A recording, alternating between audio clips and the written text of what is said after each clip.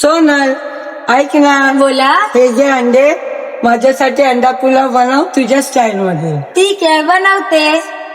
सगळ्यात आधी आपण अंडे बॉईल करायला ठेवूया. त्याच्यात थोडंसं मीठ टाकून अंडे चांगले शिजले त्याच्यानंतर त्याची स्किन काढून घ्यायची आहे चांगल्यापैकी आणि त्याला चारी बाजूकून असे कट लावून घ्यायचे. मग एक मिक्सर ग्राइंडर मध्ये मिरची, अद्रक, लसूण टाकून त्याची चांगली पेस्ट बनवून घ्यायची आहे. मग एक कढईमध्ये तेल आणि कांदा आपल्याला फ्राय ऑनियन करायचं आणि साईडला ठेवून द्यायचंय. मग त्याच कढईमध्ये थोडीशी हळदी, लाल तिखट, गरम मसाला टाकून अंड्यांना चांगलं आपण फ्राय करून घेऊया.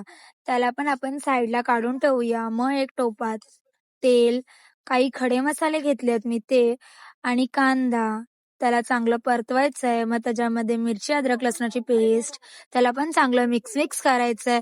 मग त्यानंतर वरतून टमाटर टाकलेत मी.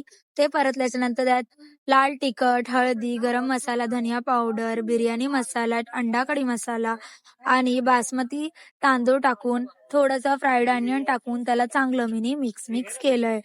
त्याच्यानंतर तुम्हाला जेवढं त्याच्यात दही लागतं तुम्ही तेवढं त्याच्यात टाकू शकता आणि त्याला पण चांगलं मिक्स करून घ्यायचंय. मग जेवढं तांदूळ घेतलंय तेवढं त्याच्यात पाणी टाकून घ्यायचंय आणि थोडंसं त्याच्यावरतून मीठ टाकायचंय आणि अंड्यांना असंच ठेवून द्यायचंय.